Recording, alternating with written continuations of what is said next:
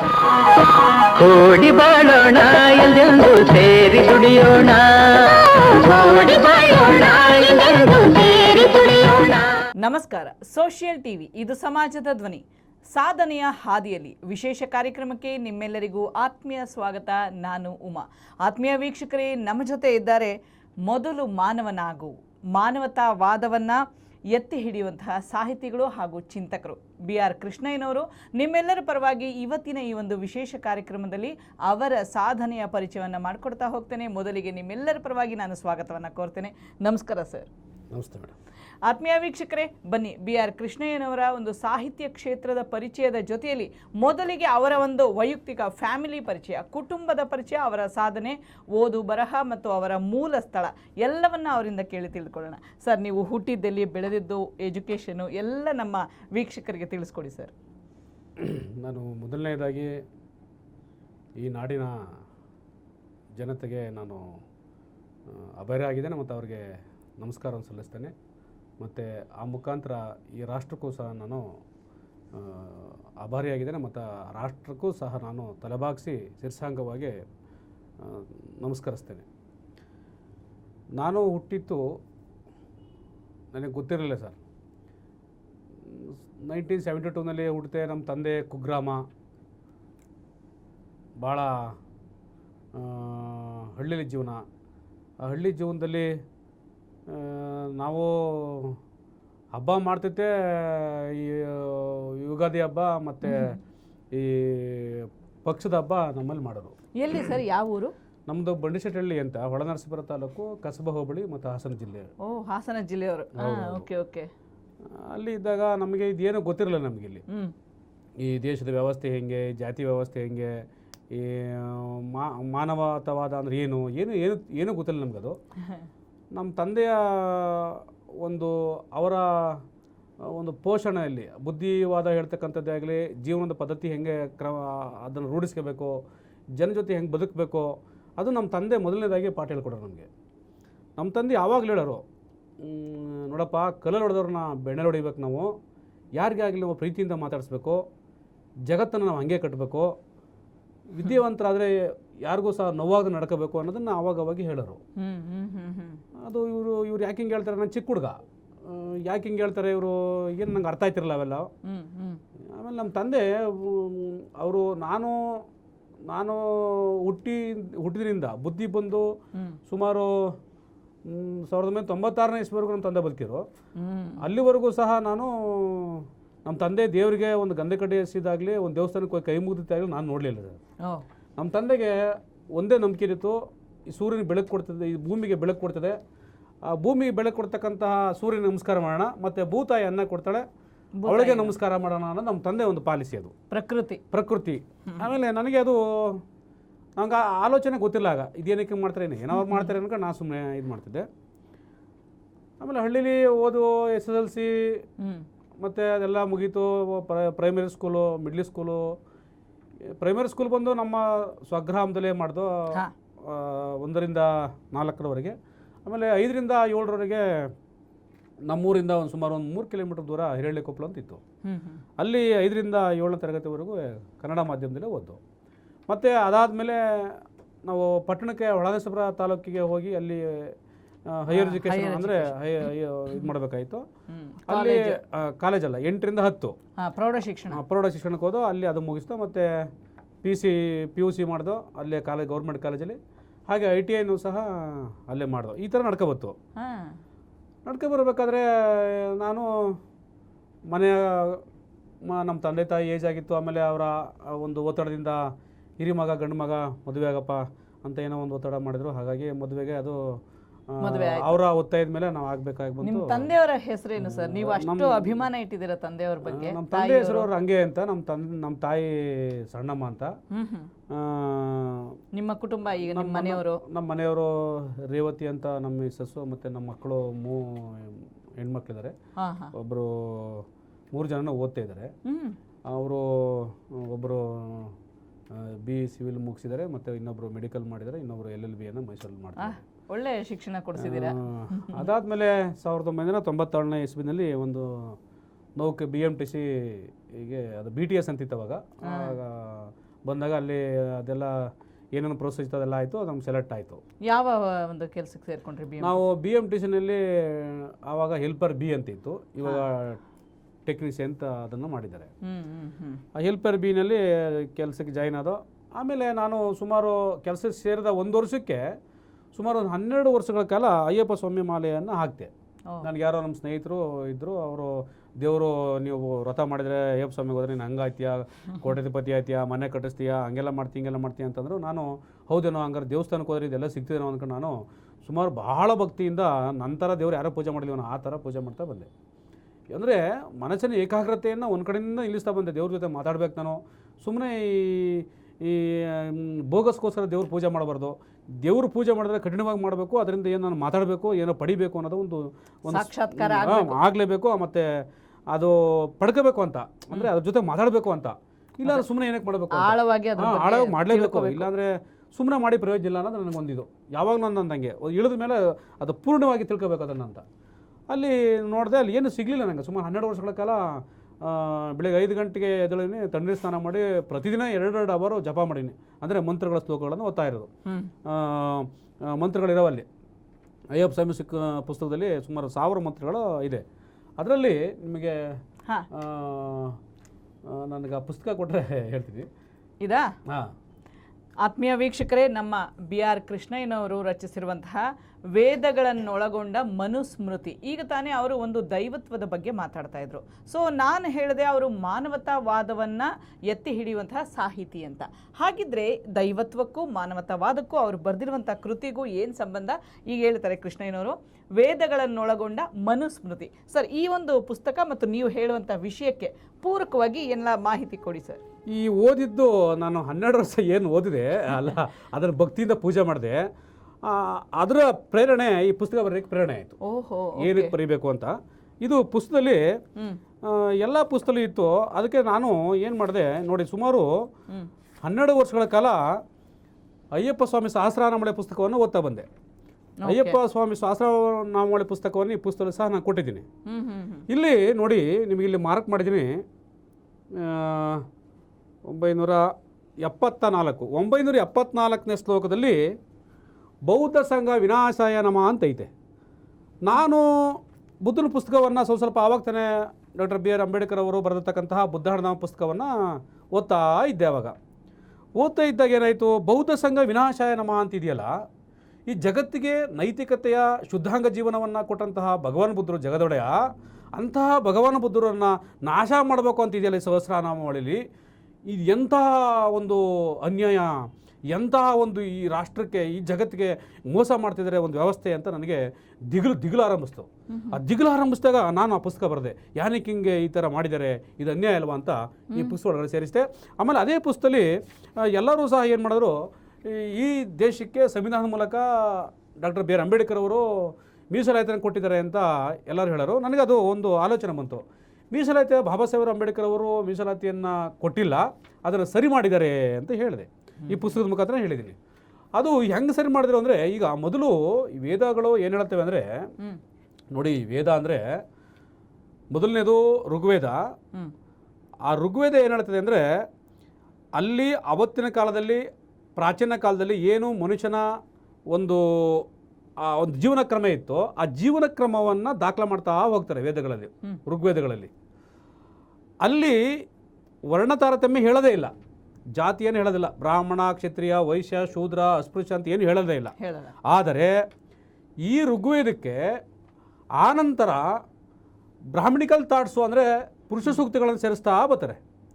ಅಂದರೆ ಓದಿ ವಿದ್ಯಾವಂತನಾಗೋದು, ವೇದ ಓದ್ತಕ್ಕಂಥದ್ದು, ವಿದ್ಯಾವಂತನಾಗ್ತಕ್ಕಂಥದ್ದು ಬ್ರಾಹ್ಮಣಿಗೆ 100%, ಮತ್ತು ಯುದ್ಧವನ್ನು ಮಾಡ್ತಕ್ಕಂಥದ್ದು ಕ್ಷತ್ರಿಯನಿಗೆ 100%, ಮತ್ತು ವ್ಯಾಪಾರ ಮತ್ತು ಬೇಸಾಯ ಅದು ಬೇರೆ ಬೇರೆ ಕೆಲಸಗಳನ್ನು ಮಾಡ್ತಕ್ಕಂಥದ್ದು, ಲಾಭ ಬರ್ತಕ್ಕಂಥದ್ದು ವೈಶ್ಯರಿಗೆ 100%, ಈ 3 ವರ್ಗದ ಸೇವೆ ಮಾಡ್ತಕ್ಕಂಥದ್ದು ಶೂದ್ರಿಗೆ 100% ಅಂತ ಮೀಸಲಾತಿಯನ್ನು ಅಲ್ಲಿ ಮನು ಅನ್ನೋ ಒಂದು ಸುಮತಿ ವರ್ಗವನ್ನು ವ್ಯಕ್ತಿ ಮನುಸ್ಮೃತಿಯಲ್ಲಿ ದಾಖಲೆ ಮಾಡ್ತಾ ಬರ್ತಾನೆ. ಆಗ ನನಗನ್ನಿಸ್ತು, ಬಾಬಾ ಸಾಹೇಬ್ ಅಂಬೇಡ್ಕರ್ ಅವರು ಕ್ರಿಯೇಟ್ ಮಾಡಿಲ್ಲ ಮೀಸಲಾತಿಯನ್ನು, ಅದನ್ನು ಸರಿಪಡಿಸಿದ್ರು ಅಂತ ಪುಸ್ತಕದಲ್ಲಿ ಬರೆದೆ. ಇದರಲ್ಲಿ ಬರೆದೆ. ಅದನ್ನು ನಾನು ದೀರ್ಘವಾಗಿ ಅಧ್ಯಯನ ಮಾಡ್ತಾ ಹೋದೆ. ವೇದಗಳು, ಯಜುರ್ವೇದ, ಅಥರ್ವವೇದ, ಸಾಮವೇದ, ಏನು ವೇದಗಳವೆ ಎಲ್ಲ ಅಧ್ಯಯನ ಮಾಡ್ತಾ ಹೋದಾಗ ಬಾಬಾ ಸಾಹೇಬ್ ಅಂಬೇಡ್ಕರ್ ಅವರಂತಹ ಆ ದೊಡ್ಡ ಸಾಹಿತ್ಯದಲ್ಲಿ ಎಲ್ಲ ಬರ್ತಾ ಇದ್ದು. ಓಕೆ, ಸೊ ಹಾಗಿದ್ರೆ ಈಗ ಇನ್ನೊಂದು ಪುಸ್ತಕ ಇಂಡಿಯನ್ಸ್ ಮೌಢ್ಯತೆ ಅಂತ ಬರೆದಿದ್ದೀರಾ. ಸೊ ನೀವು ಹೇಳೋ ವಿಷಯದಲ್ಲಿ ಈ ಒಂದು ವಿಷಯನೂ ಇದರಲ್ಲೇ ಸೇರುತ್ತೇನೋ ಅಂತ ನನ್ನ ಭಾವನೆ. ಹೌದೌದು. ಕೆಲವು ಇಂಡಿಯನ್ಸ್ ಮೌಢ್ಯತೆ ಅಂತ ಅವರೊಂದು ಟೈಟ್ಲ್ ಕೊಟ್ಟಿದ್ದಾರೆ. ಏನು ಕಾರಣ ಕೃಷ್ಣಯ್ಯನವರೇ ಹೇಳ್ತಾರೆ. ನೋಡಿ, ಇಲ್ಲಿ ಇಂಡಿಯನ್ಸ್ ಮೌಢ್ಯತೆ ಅನ್ನೋದು ಇಲ್ಲಿದೆ ಟೈಟ್ಲು. ನೋಡಿ, ನಮ್ಮ ದೇಶದಲ್ಲಿ ಏನಾಗಿದೆ ಅಂದರೆ, ಈ ಜಗತ್ತಿನಲ್ಲಿ ಮೌಢ್ಯ ಅಂದರೆ ಹೆಂಗೆ, ಈಗ ಒಂದು ಕಲ್ಲಿಗೆ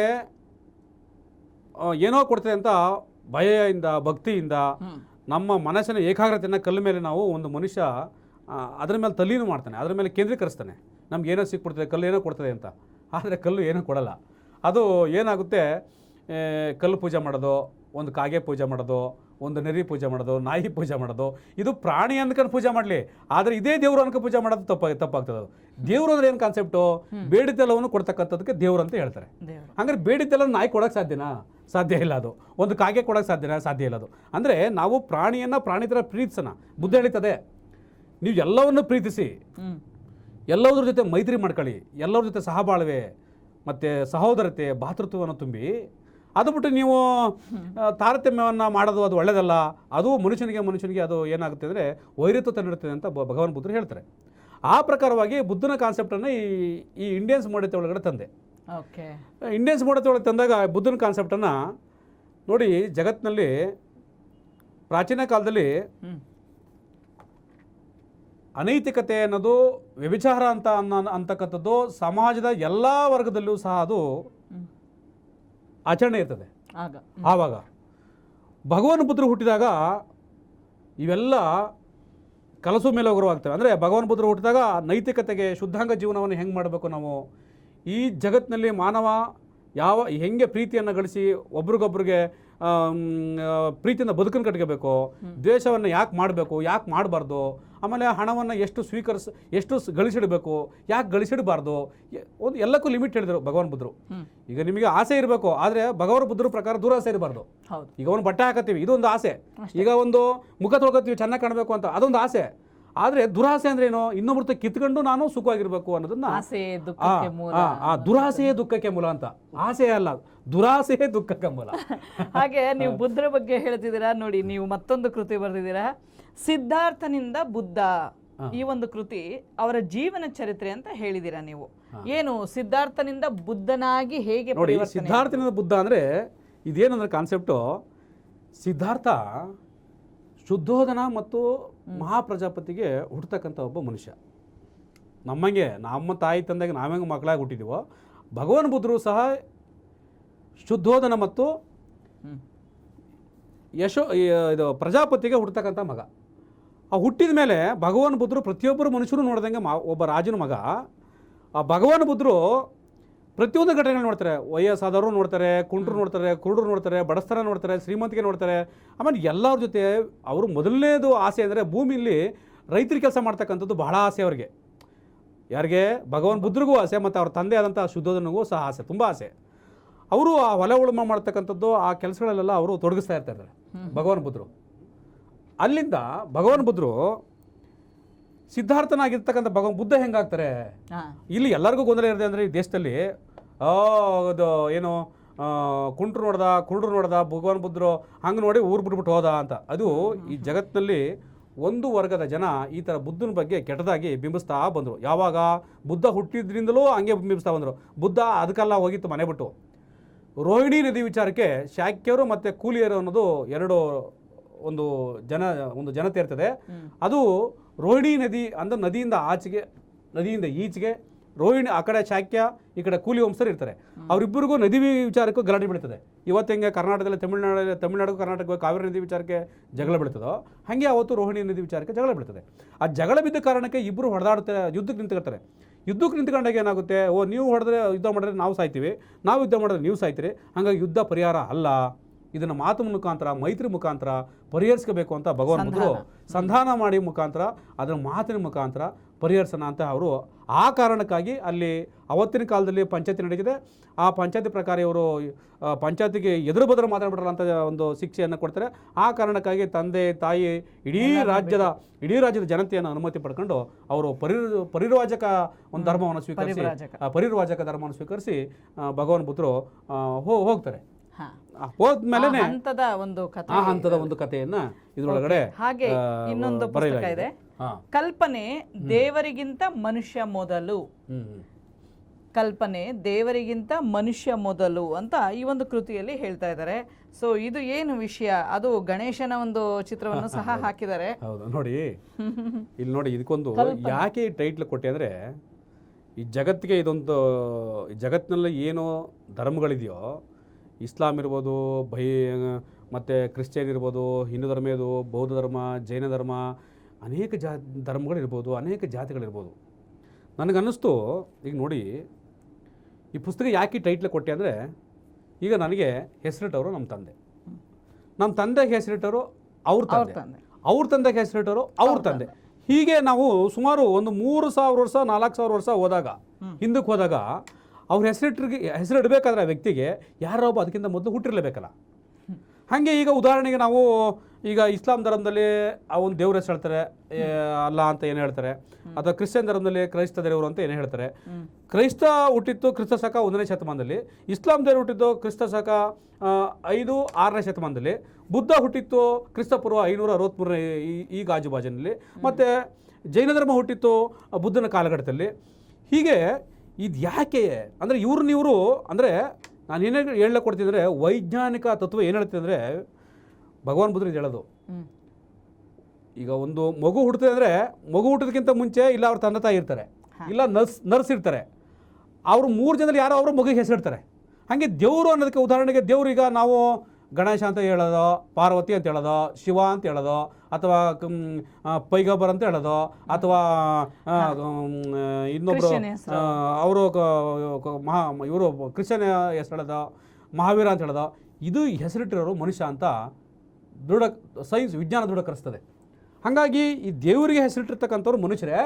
ಹಾಗಾಗಿ ಇವರು ಪ್ರಾಚೀನ ಮನುಷ್ಯರಿದ್ದಾರೆ, ಅಂದರೆ ಪ್ರಾಚೀನ ಮಾನವನ ಸಂತತಿ ಅದು.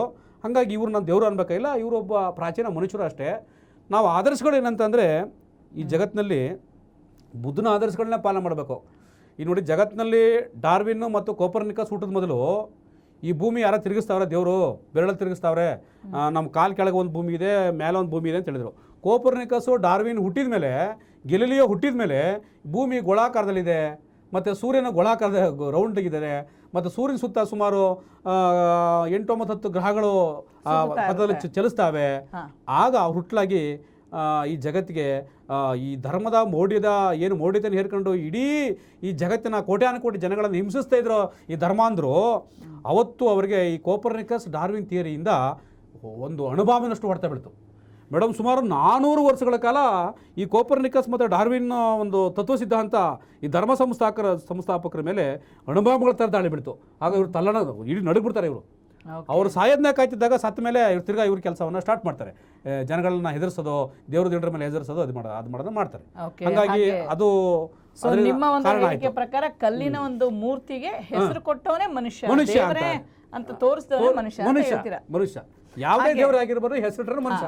ಒಂದು ಕಲ್ಲಿನ ರೂಪಕ್ಕೆ ಹೆಸರು ಕೊಟ್ಟರು ಅಷ್ಟೇ ಇವರು. ಈಗ ನೋಡಿ, ಇದು ಇನ್ನೊಂದು ಹೇಳ್ತೀನಿ. ಈಗ ನೋಡಿ, ಜಗತ್ತಿನ ಧರ್ಮಗಳಿದೆಯಲ್ಲ, ಒಂದು ಧರ್ಮ ಗೋರಿಗಳನ್ನು ಪೂಜೆ ಮಾಡ್ತದೆ ದೇವರು ಅಂತ, ಇನ್ನೊಂದು ಧರ್ಮ ಸತ್ರ ಅಂತ ಎಂಥದ್ದು ಅಸ್ಥಿ ಪಂಜರ ಪೂಜೆ ಮಾಡ್ತದೆ, ಇನ್ನೊಂದು ಧರ್ಮ ಸತ್ತಿರ್ತಕ್ಕಂಥ ಫೋಟೋಗಳನ್ನ ಅದನ್ನ ವಿಗ್ರಹ ಮಾಡಿ ಅಥವಾ ಇನ್ನೊಂದು ಮಾಡಿ ಅದನ್ನ ಮಾಡಿ ಪೂಜೆ ಮಾಡ್ತದೆ. ಇವೆಲ್ಲರೂ ಸಹ ಪ್ರಾಚೀನ ಮನುಷ್ಯರು, ದೇವರುಗಳಲ್ಲ. ಭಗವಾನ್ ಬುದ್ಧರು ಹೇಳೋದು, ಭಗವಾನ್ ಬುದ್ಧರು ದೇವ್ರನ್ನ ಯಾರು ನೋಡಿಲ್ಲ, ದೇವ್ರು ನೋಡೋಕೆ ಸಾಧ್ಯವೂ ಇಲ್ಲ, ಅದು ಕಲ್ಪನೆ. ಮತ್ತೆ ಈ ಜಗತ್ತು ಇದು ಜಗತ್ತು ವಿಕಾಸ ಆಗಿದೆ ಹೊರತು ಈ ಜಗತ್ತು ಯಾರಿಂದ ಸೃಷ್ಟಿಯಾಗಿಲ್ಲ ಅಂತ ಭಗವಾನ್ ಬುದ್ಧರು ಹೇಳ್ತಾರೆ. ಓಕೆ, ಹಾಗಿದ್ರೆ ನೀವು ಬುದ್ಧರ ಬಗ್ಗೆ ಇನ್ನೊಂದು ಬರ್ದಿದ್ದೀರಾ, ವಿಶ್ವವನ್ನುಳಿಸುವ ಬುದ್ಧ. ಹೌದೌದು, ಈ ಒಂದು ಕೃತಿಯನ್ನ ಬರ್ದಿದ್ದೀರಾ. ಇದು ಬುದ್ಧ ಧರ್ಮ ಆಚರಣೆಯಾಗಬೇಕು ಅಂತ ಸಬ್ ಟೈಟ್ಲ್ ಕೊಟ್ಟಿದ್ದೀರಾ. ಹೌದೌದು. ಇದು ನೋಡಿ, ಈ ಪುಸ್ತಕ ವಿಶ್ವವನ್ನು ಉಳಿಸುವ ಬುದ್ಧ ಅಂತ ಟೈಟ್ಲ್ ಕೊಟ್ಟೆ. ಇಲ್ಲಿ ನೋಡಿ, ಈ ಪುಸ್ತಕದಲ್ಲಿ ಬರ್ದೇನೆ,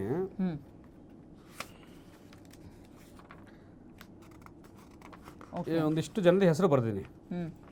ಯಾಕೆ ಹೆಂಗೆ ಹೆಸರು ಕೊಟ್ಟರು ಏನು ಎತ್ತ ಅಂತ ಯಾಕೆ ಬುದ್ಧನ ಕೊಂಡಾಡಬೇಕು ಅಂದರೆ ನೋಡಿ, ಗೊಡ್ವಾರ್ಡ್ ಡುಚ್ ಅವರು ಹೇಳ್ತಾರೆ, E.J. ಟೇಲರ್, ಗೊಡ್ವಾರ್ಡ್ ಡುಚ್, ಆಮೇಲೆ ವಿನ್ವುಡ್ ರಿಡ್, ಜಾಕ್ಸನ್, ರಾಘವಾಚಾರ್, ಹೀಗೆ ಜಗತ್ತಿನ ಅನೇಕ ಮೇಧಾವಿಗಳು, ಗಿಡ್ಡಿಂಗ್ಸ್, ಮ್ಯಾಕ್ಸ್ ಮುಲ್ಲರ್, ಆಮೇಲೆ ಟಾಲ್ಸ್ಟಾಯ್, ಇಂಥೆಲ್ಲ ಜಗತ್ತಿನ ಮೇಧಾವಿಗಳು ಏನು ಹೇಳ್ತಾರೆ, ಈ ಜಗತ್ತು ಮನುಷ್ಯನ ವಿಜ್ಞಾನದ ತುಟತುದಿಗೆ ಹೋಗಿ ಜಗತ್ತು ನಾಶವಾದಾಗ ಬುದ್ಧನ ತತ್ವಾದರ್ಶಗಳು ಈ ಜಗತ್ತನ್ನು ಉಳಿಸ್ತವೆ. ಓಕೆ, ಏನಕ್ಕೆ ಜಗತ್ತನ್ನು ಉಳಿಸ್ತವೆ? ಈಗ ವೈಜ್ಞಾನಿಕವಾಗಿ ನೀವು ಮನೆ ನೋಡಿರ್ಬೋದು, ಕೊರೋನಾ ಬಂತು, ಅದು ಬಯಾಲಜಿಕಲ್ ವೆಫೆನ್ಸ್ ಅಂತ ರಾಷ್ಟ್ರ ಅಂದರೆ ಜಗತ್ತು ಮಾತಾಡೋಕ್ಕೆ ಸ್ಟಾರ್ಟ್ ಮಾಡ್ತು. ಆ ಬಯಾಲಜಿಕಲ್ ವೆಫೆನ್ಸ್ ಮುಖಾಂತರ ನೋಡಿ ಎಷ್ಟೆಲ್ಲ ಜನಗಳು ಸಾವನ್ನು ಅನುಭವಿಸಿದ್ರು. ಹೌದು, ಈ ಜಗತ್ತು ಎಷ್ಟು ದುಃಖಕ್ಕೊಳಗಾಯಿತು. ಯಾವ ದೇವರು ಕಾಪಾಡಲಿಲ್ಲ? ದೇವರಿದ್ರೆ ಕಾಪಾಡಬೇಕಾಯ್ತಲ್ವಾ? ಈಗ ಎಲ್ಲರೂ ಸೃಷ್ಟಿಕರ್ತ ದೇವರೇ ಆದಮೇಲೆ ರೋಗನ ಸೃಷ್ಟಿ ಮಾಡೋಣ ಅವನೇ ಅಂತ ಅನ್ನೋ ಭಾವನೆ ಬರ್ತದಾಗ, ರೋಗ ಸೃಷ್ಟಿ ಮಾಡೋದು ಅವನೇ ಆದಮೇಲೆ ಅವನೇ ಸರಿ ಮಾಡಬೇಕು ಅಲ್ಲ. ಈಗ ರೋಗ ಸೃಷ್ಟಿ ಮಾಡೋದ್ರೆ ಅವನೇ ಆದ್ಮೇಲೆ ಅವನು ಒಳ್ಳೆ ದೇವರು ಒಳ್ಳೆನೇ ಆಗಿದ್ರೆ ರೋಗ ಯಾಕೆ ಸೃಷ್ಟಿ ಮಾಡಬೇಕಾಯ್ತು? ಕಷ್ಟ ಯಾಕೆ ಕೊಡಬೇಕು? ಯಾಕೆ ಕಷ್ಟ ಕೊಡಬೇಕು ಮನುಷ್ಯನಿಗೆ? ಆಮೇಲೆ ಕಷ್ಟದಲ್ಲೇ ನಡತಕ್ಕಂಥ ಜನ ಒಂದು ಕಡೆ, ಸುಖದಲ್ಲೇ ಶ್ರೀಮಂತಿಗೆಲ್ಲ ಅಪ್ಪಲ್ಲೇ ಭಾಳ ದರ್ಪದಲ್ಲಿ ಮೆರಿತಕ್ಕಂಥ ಒಂದು ಜನ ಒಂದು ಕಡೆ, ಈಗ ಯಾಕೆ ತಾರತಮ್ಯ ಇಟ್ಟ ಅಂದರೆ ಇದು ಯಾವುದು ದೇವ್ರು ಮಾಡಿಲ್ಲ, ಮನುಷ್ಯನಿಗೆ ಮನುಷ್ಯನ ಅನ್ಯಾಯ ಮಾಡ್ತಾ ಇದ್ದಾನೆ. ಧರ್ಮದ ಹೆಸರಿನಲ್ಲಿ ಮನುಷ್ಯನಿಗೆ ಮನುಷ್ಯ ಅನ್ಯಾಯ ಮಾಡ್ತಾನೆ. ಇದಾಗಬಾರ್ದು. ಹಾಗಾಗಿ ಜಗತ್ತು ಏನಾದ್ರು ಉಳಿಯಂಗಿದ್ರೆ ಭಗವಾನ್ ಬುದ್ಧನ ಆಚರಣೆ ಮಾಡಿದ್ರೆ ಜಗತ್ತು ಉಳಿಯುತ್ತೆ, ಸುಖ ಸಂತೋಷವಾಗಿ ನೆಮ್ಮದಿಯಾಗಿ ಬಾಳ್ತದೆ ಜನ ಅಂತ ಒಂದು ಹೆಬ್ಬೆಗೆ ಇಟ್ಕೊಂಡು ಈ ಪುಸ್ತಕವನ್ನು ನಾವು ಹಾಗೆ ಮತ್ತೊಂದು ಬುದ್ಧನ ಕುರಿತಾಗಿಯೇ ಮತ್ತೊಂದು ಕೃತಿ, ಸಿದ್ಧಾರ್ಥನಿಂದ ಬುದ್ಧ ಮತ್ತು ಧರ್ಮ, ಅದು ದಮ್ಮ ಅಂತಾನು ಕೊಟ್ಟಿದ್ದೀರಾ ಹೆಸರು, ದಮ್ಮ. ಹೇಳ್ತೀನಿ, ಸಿದ್ಧಾರ್ಥನಿಂದ ಬುದ್ಧ ಮತ್ತು ಧಮ್ಮ. ಈ ಸಿದ್ಧಾರ್ಥನಿಂದ ಬುದ್ಧ ಮತ್ತು ಧಮ್ಮ ಅಂತ ನೋಡಿ, ಇಲ್ಲಿ ಧಮ್ಮ ಮತ್ತು ಧರ್ಮ ತತ್ಸಮ ತದ್ಭವ. ಅಲ್ಲೇ ಹೇಳ್ತೀನಿ. ಅದಕ್ಕೆ ಧಮ್ಮ ಅಂದ್ರೆ ಏನು, ಧರ್ಮ ಅಂದ್ರೆ ಏನು ಅಂತ ಈ ಅನೇಕ ಜನಗಳಿಗೆ ಧಮ್ಮ ಮತ್ತು ಧರ್ಮ ಅನ್ನೋದ್ರ ಬಗ್ಗೆ ಗೊಂದಲ ಇದೆ, ಅರ್ಥ ಸರಿಯಾಗಿ ಗೊತ್ತಿಲ್ಲ. ಧರ್ಮ ಅಂದ್ರೆ ಏನಂದ್ರೆ ನೋಡಿ ಹೇಳ್ತೀನಿ, ಧರ್ಮ ಅಂದ್ರೆ ಏನಂದ್ರೆ ಬಾಬಾ ಸಾಹೇಬ್ ಅಂಬೇಡ್ಕರ್ ಅವರು ಏನು ಹೇಳ್ತಾರೆ, ಜಗತ್ತಿನ ಈ ನೋಡಿ ಬಾಬಾ ಸಾಹೇಬ್ ಅಂಬೇಡ್ಕರ್ ಅವ್ರನ್ನ ಯಾಕೆ ತಗೋಬೇಕು ಅಂದರೆ, ಈ ಜಗತ್ತಿನಲ್ಲಿ ಯಾರೂ ಓದದೇ ಇರ್ತಕ್ಕಂಥ ಜಗತ್ತಿನ ದೊಡ್ಡ ದೊಡ್ಡ ಮಹಾನ್ ಗ್ರಂಥಗಳು ಸುಮಾರು 50,000 ಪುಸ್ತಕಗಳು ಇನ್ನೂ ಹೆಚ್ಚಿಗೆ ಅವರು ಅಧ್ಯಯನ ಮಾಡ್ತಾ ಬರ್ತಾರೆ. ಬಾಬಾ ಸಾಹೇಬರು ಅವ್ರು ಅಧ್ಯಯನ ಮಾಡಿ ಕಂಡುಕೊಳ್ಳೋದು ಏನಂತಂದರೆ, ಬುದ್ಧ ಯಾಕೆ ಜಗತ್ತಿಗೆ ಬೇಕು, ಯಾಕೆ ಜಗತ್ತು ದುಃಖದಲ್ಲಿದೆ, ಹಾಗಿದ್ಮೇಲೆ ನಾವು ದುಃಖದಿಂದ ಪಾರಾಗೋದು ಹೆಂಗೆ ಅಂತ ಎಲ್ಲ ಅಧ್ಯಯನ ಮಾಡೋಕ್ಕೆ ಬಂದಾಗ ಧರ್ಮ ಅಧ್ಯಯನ ಮಾಡೋಕ್ಕೆ ಧರ್ಮ ಅಂದ್ರೇನು, ಧರ್ಮ ಯಾವಾಗ ಹುಡುಕತ್ತೋ ನೋಡಿ. ಧರ್ಮ ಅಂದರೆ ಮೊದಲು ಪ್ರಾಚೀನ ಕಾಲದಲ್ಲಿ ಸಿಡಿಲು ಮತ್ತು ಗುಡುಗು ಬರೋದು, ಮಳೆ, ಆ ಸಿಡಿಲು ಮತ್ತು ಗುಡುಗು ಬರ್ತಕ್ಕಂಥ ಅದನ್ನು ನೋಡ್ತಕ್ಕಂಥ ಪ್ರಾಚೀನ ಮಾನವ ಇದು ದೇವ್ರು ಇರ್ಬೋದು, ಏನೋ ಸೌಂಡ್ ಬರ್ತೈತೆ, ಏನೋ ಸೌಂಡ್ ಬಂದು ಯಾರೋ ಮಾಡ್ತಾವ್ರ ಸೌಂಡ, ಹಾಗಾಗಿ ಇದು ದೇವ್ರು ಇರ್ಬೋದು ಅಂತ ಆ ಗುಡುಗು ಮತ್ತು ಸಿಡಿಲಿಗೆ ಒಂದು ರೂಪ ಕೊಟ್ಟು ದೇವರ ರೂಪ ಇಲ್ಲ, ಅವ್ರೇನು ಮಾಡಿದ್ರು, ಮನುಷ್ಯನ ಬಲಿ ಕೊಡೋಕೆ ಸ್ಟಾರ್ಟ್ ಮಾಡಿದ್ರು. ಆ ದೇವ್ರು ಶಾಂತಿ ಮಾಡೋದಕ್ಕೆ ದೇವ್ರನ್ನ ಶಾಂತಿ ಮಾಡಲಿಕ್ಕೆ ಮನುಷ್ಯನ ಬಲಿ ಕೊಡ್ತಿದ್ದ, ಮತ್ತೆ ಮನುಷ್ಯನ ಬಲಿ ಕೊಟ್ಟು ಮನುಷ್ಯನ ತಿಂತಿದ್ರು. ಆಮೇಲೆ ಏನು ಮಾಡ್ತು, ಅದಕ್ಕೆ ಅದು ಅದು ಅದು ಸ್ವಲ್ಪ ಮನುಷ್ಯನ ಆ ಒಂದು ಜ್ಞಾನ ಆ ಜ್ಞಾನ ವಿಕಾಸ ಆದ ಬಂದಾಗ ಅವನು ಅದಕ್ಕೊಂದು ರೂಪ ಕೊಡ್ತಾ ಬಂದ. ಈ ಥರ ಇರ್ಬೋದು ದೇವರು ಈ ಥರ ಇರ್ಬೋದು ಅಂತ ಕಲ್ಪನೆ ಮಾಡ್ಕೊಂಡ ಬಂದ. ಆ ಕಲ್ಪನೆ ಮಾಡ್ತಕ್ಕ ಬಂದಾಗ ಭಾರತ ದೇಶದಲ್ಲಿ ವೇದ ಧರ್ಮ ಅಂತ ಸ್ಟಾರ್ಟ್ ಆಯಿತು ಸರ್.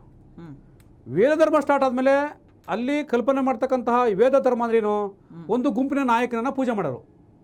ಈಗ ಒಂದು ಗುಂಪು, ಆ ಗುಂಪಲ್ಲಿ ಯಾರೋ ಬಲಿಷ್ಠವಾಗಿ ಗೆಲ್ತಾನೋ ಅಂಥವನ ನಾಯಕನನ್ನು ಅವರು ಅಲ್ಲಿ ದೇವರ ಪ್ರತಿಬಿಂಬ ಥರ ಪೂಜೆ ಮಾಡೋರು. ಅದಾದಮೇಲೆ ಏನಾಯಿತು, ಭಾರತ ದೇಶದಲ್ಲಿ ಬ್ರಾಹ್ಮಣ ಧರ್ಮ ಹುಟ್ಕತ್ತು. ಯಾಕೆ ನಾವು ಇದು ಹೇಳಬೇಕು ಅಂದರೆ, ಧರ್ಮ ಅನ್ನೋದಕ್ಕೂ ಧಮ್ಮ ಅನ್ನೋದಕ್ಕೆ ಏನು ವ್ಯತ್ಯಾಸ ಅನ್ನೋದಕ್ಕೋಸ್ಕರ ಹೇಳ್ತಿದ್ದೀನಿ. ಬ್ರಾಹ್ಮಣ ಧರ್ಮ ಹುಟ್ಕೊಂಡಾಗ ಏನಾಯ್ತಲ್ಲಿ, ನಾನು ಅದನ್ನು ಸವಿಸ್ತಾರವಾಗಿ ನಾನು ಇನ್ನೊಂದು ಪುಸ್ತಕ ಬರ್ತೀನಿ.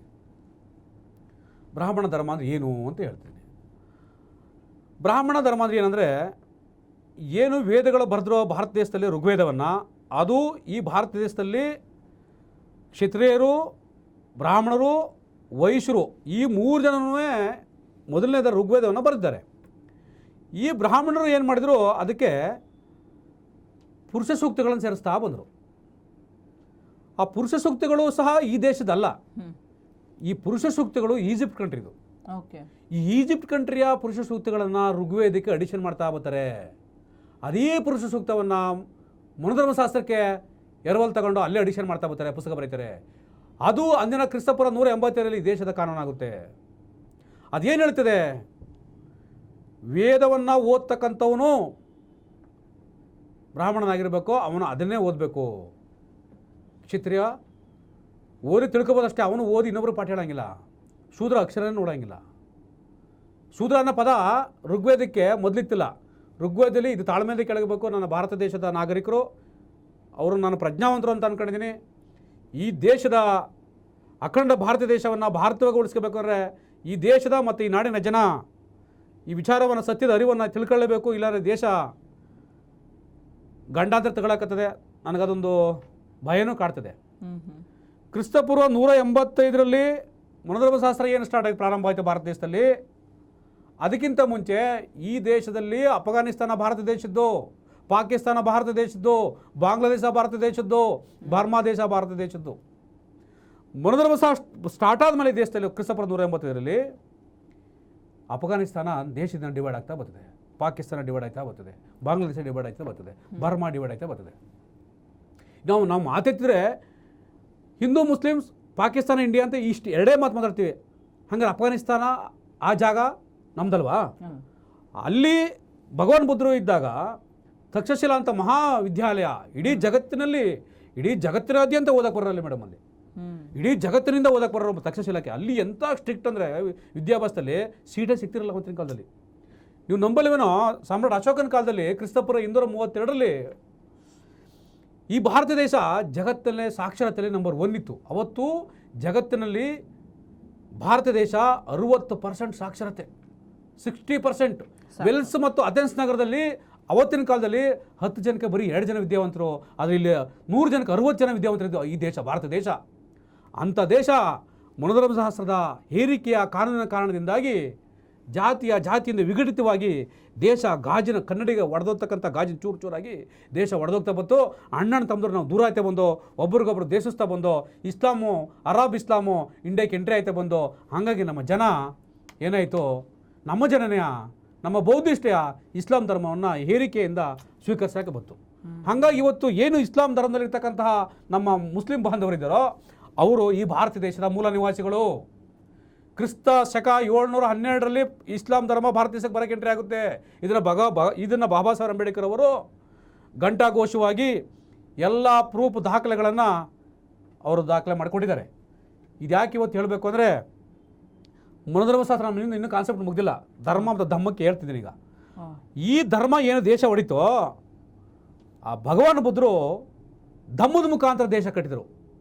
ನೋಡಿ, ಈ ಭಗವಾನ್ ಬುದ್ಧರಿಗೂ ಮನುಧರ್ಮಶಾಸ್ತ್ರ ಬರ್ತಕ್ಕಂತಹ ಪುಣ್ಯಾತ್ಮರಿಗೂ ಏನು ವ್ಯತ್ಯಾಸ ಅಂದರೆ, ಈ ಮನುಧರ್ಮಶಾಸ್ತ್ರ ಬರ್ತಕ್ಕಂಥ ಇವರು ದೇಶಭಕ್ತರು, ನಾವು ಅಗುದು ಇದು ಅಂತ ಹೇಳ್ತಾ ಬರ್ತಾರೆ. ಇವತ್ತು ಈ ಮನುಧರ್ಮಶಾಸ್ತ್ರ ಬರಲಾಗಿ ದೇಶ ಹೊಡೆದೋಯ್ತು. ಭಗವಾನ್ ಬುದ್ಧರ ಕಾರಣಕ್ಕೆ ಜಗತ್ತಿನ 60-70 ಕಂಟ್ರಿಗಳಲ್ಲಿ ಭಾರತ ದೇಶದಲ್ಲೇ ಹುಡ್ತಕ್ಕಂಥ, ಭಾರತ ನೆಲದ ಮಣ್ಣಿನ ಮಗನಾಗಿರ್ತಕ್ಕಂಥ ಸಿದ್ಧಾರ್ಥ ಭಗವಾನ್ ಬುದ್ಧ 60 ರಾಷ್ಟ್ರಕ್ಕೆ ಹೊಂಟೋದ. ಅಂದರೆ ಇಡೀ 60 ರಾಷ್ಟ್ರಕ್ಕೆ ಭಾರತ ದೇಶದ ಸಿದ್ಧಾಂತ ಹೋಗ್ತಾ ಬಂತು, ಚಲಿಸ್ತಾ ಬಂತು. ಅಂದರೆ ಸಾಮ್ರಾಟ್ ಅಶೋಕ್ ಅವರು ಈ ಜಗತ್ತಿನ ಈ ವಿಶ್ವಕ್ಕೆ ಭಾರತ ದೇಶವನ್ನು ಜಗತ್ತಿಗೆ ಗುರುವಾಗಿ ಕೊಡಬೇಕು ಅಂತ ಅವ್ರು ಆಸೆ ಪಟ್ಟಿದ್ರು. ಹಾಗಾಗಿ ಧರ್ಮ ಏನು ಮಾಡ್ತದೆ, ಒಬ್ರಿಗೊಬ್ರಿಗೆ ತಾರತಮ್ಯ ಹೇಳ್ತದೆ. ಅಲ್ಲಿ ಈ ಧರ್ಮ ಏನು ಮಾಡ್ತದೆ ಅಂದರೆ ಒಬ್ರಿಗೊಬ್ರಿಗೆ ತಾರತಮ್ಯ, ಸ್ವರ್ಗ ನರಕ. ನೋಡಿ, ಸ್ವರ್ಗ ಸತ್ತ ಮೇಲೆ ಸ್ವರ್ಗ ಅಂತಾರೆ. ಸತ್ತ ಮೇಲೆ ಸ್ವರ್ಗ ಅನ್ನಂಗಿದ್ರೆ ಇಲ್ಲಿ ನಾವು ಜೀವನ ಮಾಡ್ತಕ್ಕಂತಹ ಈ ಭೂಮಿಗಿಂತ ಶ್ರೇಷ್ಠವಾಗಿರ್ತಕ್ಕಂಥದ್ದು, ಇದಕ್ಕಿಂತ ಉನ್ನತ ಮಟ್ಟದಲ್ಲಿ ಇರ್ತಕ್ಕಂಥ ಸುಖ ಸಂತೋಷ ಸ್ವರ್ಗ ಕೊಡೋದಾಗಿದ್ದರೆ, ನಾನು ಧರ್ಮ ಸಂಸ್ಥಾಪಕರು ಇವತ್ತು ನಾನು ಕೈ ಮುಗಿದು ಬೇಡ್ಕೊಳ್ತೀನಿ, ಅವ್ರ ಅಪ್ಪ ಅಮ್ಮರ ನೆಂಟರಿಷ್ಟೆಲ್ಲ ಸಾಯಿಸ್ಬಿಡ್ಲಿ, ಸ್ವರ್ಗಕ್ಕೆ ಫಸ್ಟ್ ಕಳಿಸ್ಬಿಡ್ಲಿ, ನಾವು ಬದುಕ್ತೀವಿ. ಇಲ್ಲಿ ನಮಗೆ ಸ್ವರ್ಗದ ಮೇಲೆ ನಂಬಿಕೆ ಇರ್ತಕ್ಕಂಥ ಜನ ನಾವು ಈ ಭೂಮಿ ಮೇಲೆ ಬದುಕಿರೋ ವರ್ಷ ನಾವು ಯಾರಿಗೂ ತೊಂದರೆ ಕೊಡದಂಗೆ ಸುಖವಾಗಿ ಪ್ರತಿಯೊಬ್ಬರನ್ನು ಪ್ರೀತಿಸ್ತಾ, ಪ್ರತಿಯೊಬ್ಬರನ್ನು ಆಲಿಂಗಿಸಿಕೊಳ್ಳುತ್ತಾ ಭಾತೃತ್ವದಿಂದ ರಾಷ್ಟ್ರ ಕಟ್ತೀವಿ, ಜಗತ್ತು ಕಟ್ತೀವಿ.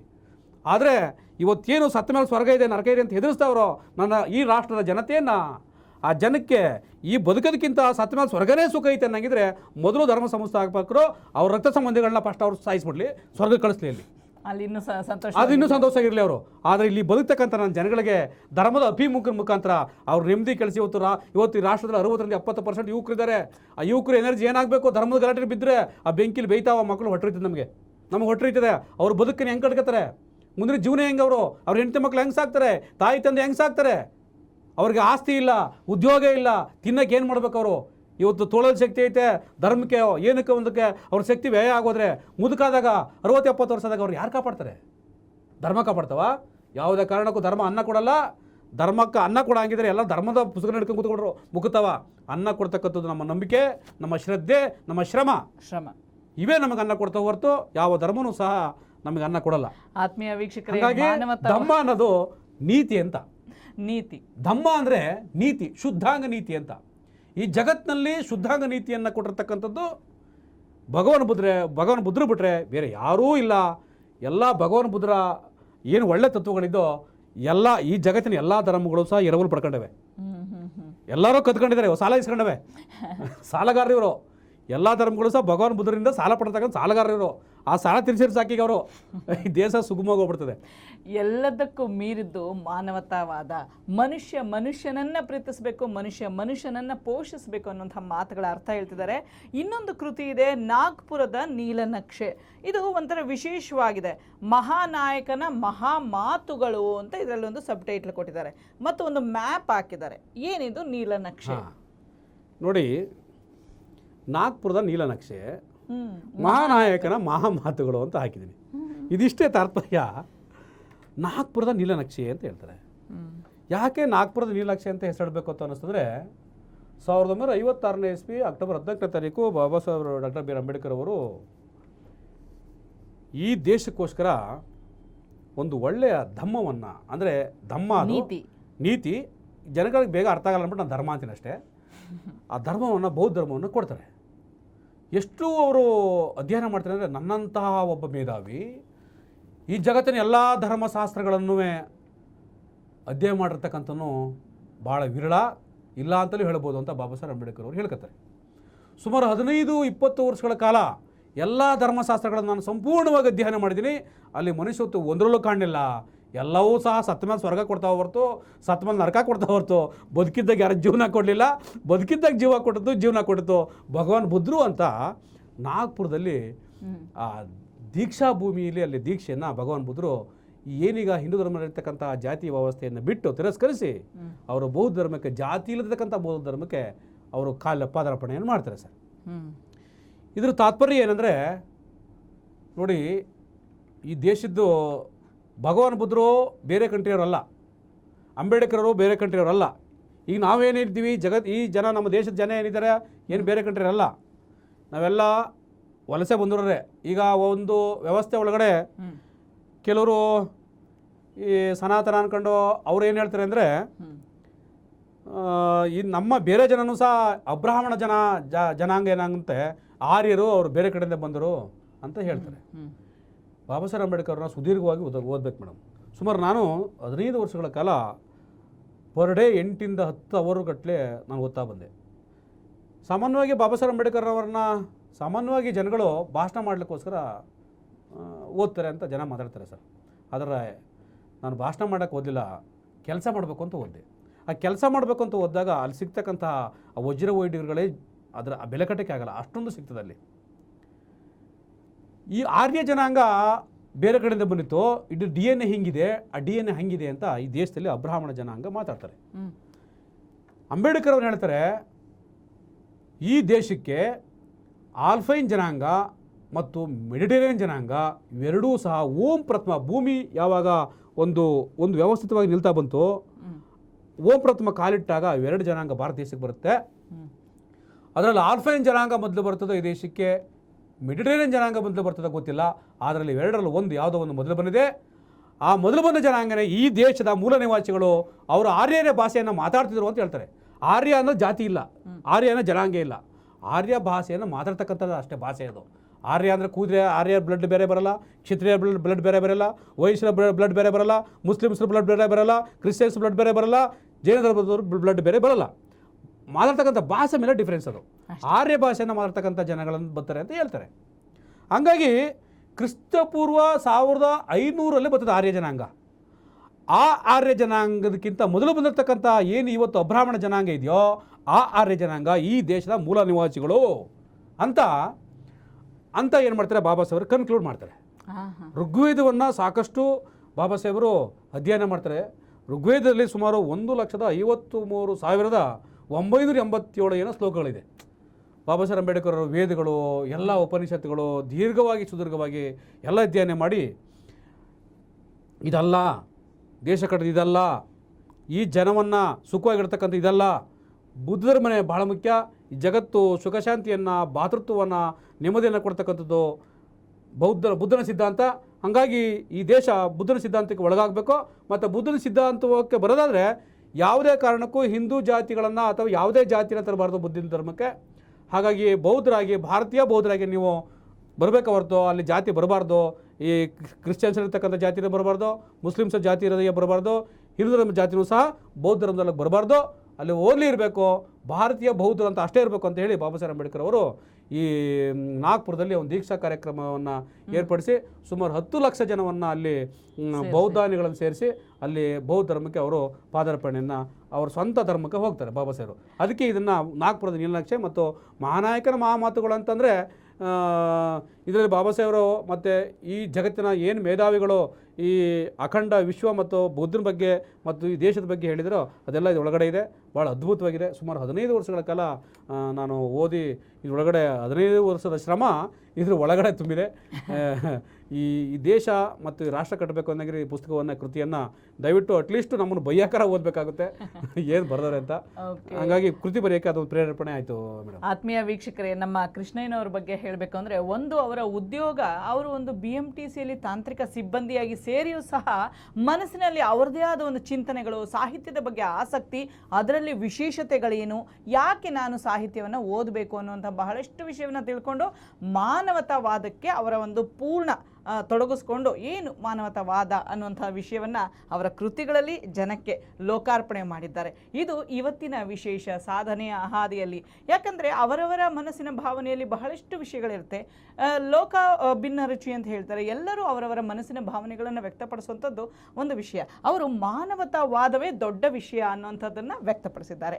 ಇದು ಇಂದಿನ ವಿಶೇಷ. ನಿಮ್ಮೆಲ್ಲರ ಪರವಾಗಿ ನಾನು ಕೃಷ್ಣಯ್ಯನವರಿಗೆ ಆತ್ಮೀಯವಾದ ಧನ್ಯವಾದವನ್ನು ಹೇಳ್ತೀನಿ. ನಮಸ್ಕಾರ ಕೃಷ್ಣಯ್ಯನವರೇ. ಆತ್ಮೀಯ ವೀಕ್ಷಕರೇ, ಇದು ಇಂದಿನ ವಿಶೇಷ ಸಾಧನೆಯ ಹಾದಿಯಲ್ಲಿ. ಮತ್ತೆ ಮುಂದಿನ ಸಂಚಿಕೆಯಲ್ಲಿ ಭೇಟಿಯಾಗ್ತೀನಿ. ನೋಡ್ತಾ ಇರಿ ಸೋಷಿಯಲ್ ಟಿವಿ, ಇದು ಸಮಾಜದ ಧ್ವನಿ. ನಮಸ್ಕಾರ.